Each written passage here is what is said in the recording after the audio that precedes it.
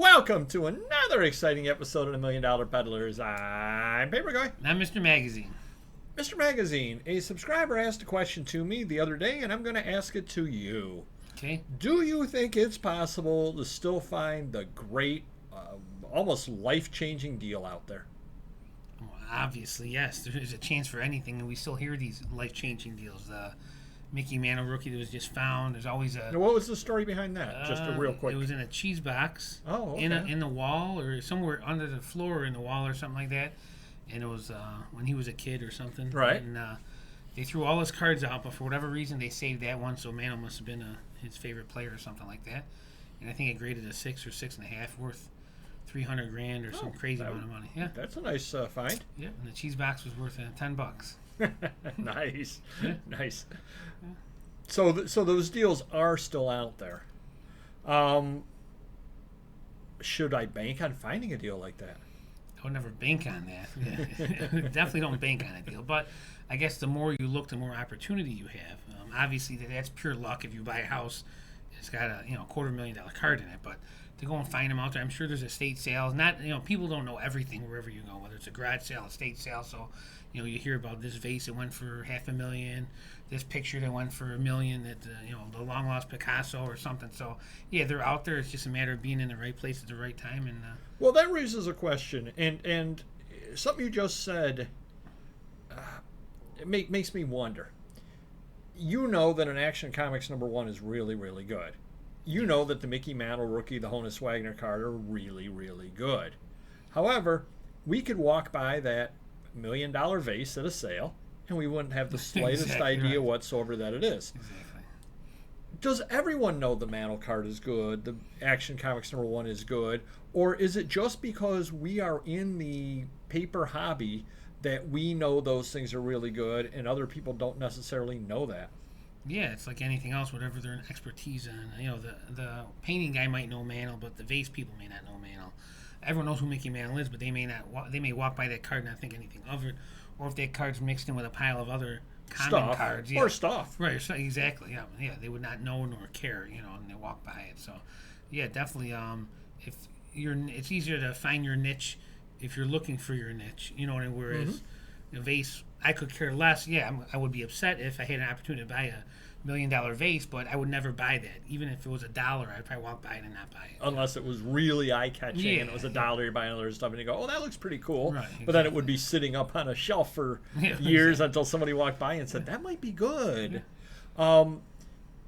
Because there was, and I'm going to butcher this story a little bit, but there was somebody locally that went out on a garage sale with another friend, and one was on one side of the street, the other was on the other side of the street, and the one person had some older books.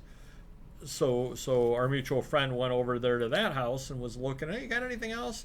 And the guy, oh yeah, I got this, and pulled it out, and it was something with Frederick Douglass, who's famous, of course, and around here. Sure. And I think it was something signed by Frederick Douglass, if I remember right, or it was a first print of a book, or I think it was something signed by him. Yeah. I think he ended up getting like $15,000 out of it. Now, granted, that's not life-changing. No. But let's say that he had gone across there, and I think he paid $5 or $3. He paid very, very little for it. Yeah. But let's say he had gone across there, and it wasn't just one piece of paper or one this. Yeah. It was, for whatever reason, a folder of the stuff. Right. And who knows what might possibly be in there. It could have been personal papers. It could have been. Yeah. Well, to whoever was selling it, it's just something or other they happen to have there. And I don't know, some old papers that probably came with the house. Right. Old papers in the attic. I don't know. You can give me $10 for this box. Yeah, awesome. I'd rather get $10. Exactly. Yeah, I'd much rather get $10. So the things are definitely out there. Certainly because of what we deal in, we're going to end up paying. I mean, obviously, we can't pay $250,000 on a Mickey Mantle. We don't have that kind of money to sit around and go on our collection anyway versus selling it. So that's not going to work out too well for us. But when you're out in the wild, you're out at a flea market, whatever, somebody's got just a big box of paper they just pulled out of a barn, whatever, and they don't really care about it. Yeah. And they're like, oh, give me $25, get this box the heck out of here. Or they pick up a storage unit and they're they bought the storage unit for all the vases. Sure. And there's a little bit of paper stuff in there. And they're like, I don't know, just get the stuff out of here.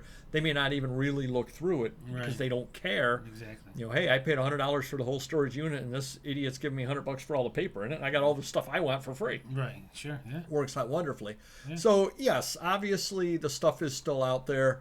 We bring you stories on our live show. Check it out, 7:30 p.m. Eastern on Wednesdays.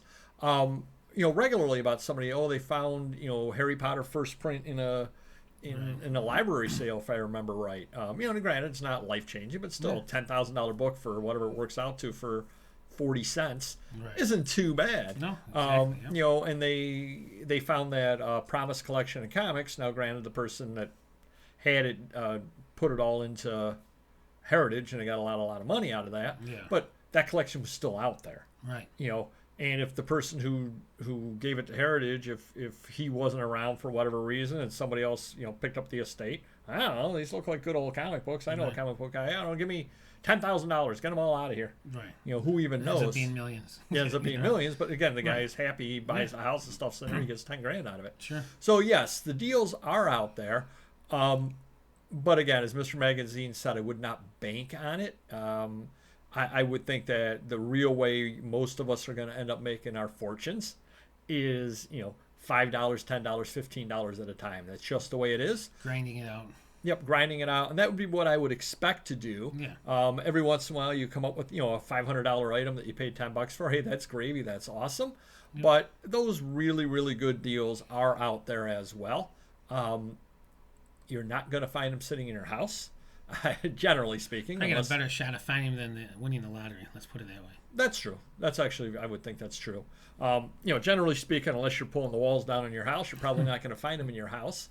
So you get out there, hit the pavement, look around, hand your business card out. Do some networking. You absolutely never know what you might find out there. And I'll be honest with you, that dream is kind of what keeps us all alive. Can I ask you a big score? Yeah. Can I ask you a personal question, Mr. Magazine? Sure. Have you ever had dreams about the business and about some big score? No, absolutely, all the time. Like you said, we collect a lot of that stuff. So yeah, I'd love to find a 52 top. Well, no, I mean literally dreams. Oh yeah, absolutely. Or winning the lottery, and then I go buy the Mano rookie or the Batman 1 or Detective 27. Yeah, that's certainly what I would be doing with my money if I hit that $1.3 million billion dollar lottery. Yeah, and I've had the same thing. I'm like, I had these dreams. I'm at a sale and I'm going through. Oh, that's good. That's good. That's good. And then you wake up and you go, oh, what else was in that box? Yeah, exactly. So do comment down below your thoughts about whether the big score is out there. What's the best score that you've had out there? Comment down below if you've actually had the dreams about winning the stuff, like literally woken up and said, oh, what else was in that box? Hoping that it was real. And we will see you next video. Take care. Bye-bye.